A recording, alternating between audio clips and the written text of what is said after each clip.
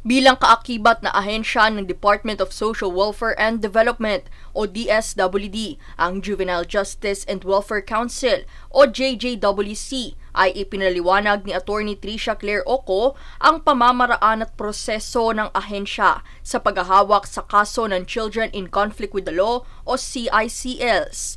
Ayon kay Attorney Oco, nahahati sa dalawa ang Rehabilitation Center ng ahensya, ang Bahay Pag-asa at ang Regional Rehabilitation and Youth Center. Paliwanag niya, ang Bahay Pag-asa na pinapatakbo ng mga lokal na pamahalaan ay kinabibilangan ng mga bata na nasa edad 12 hanggang 15 taong gulang, kung saan ang mga ito ay hindi maaaring kasuhan ng kriminal na kaso.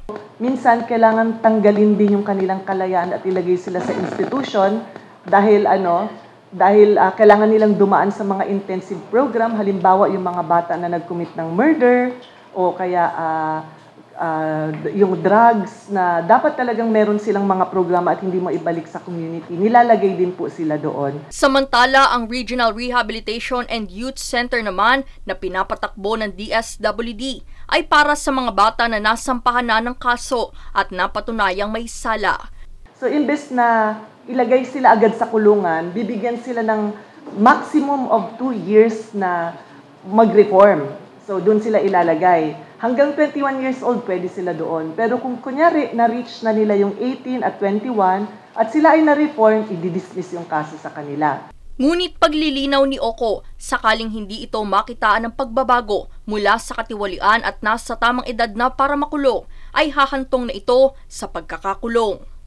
So hindi rin po totoo yung sinasabi na hindi talaga nakukulong ang bata kasi may pagkakataon na nalalagay din sila sa kulungan. Hindi lang pag sila ay below 18 pa.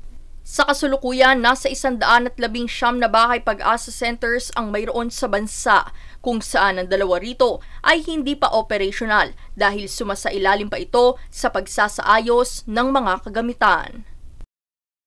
Danizel Lopez, nag-uulat para sa One Media Network.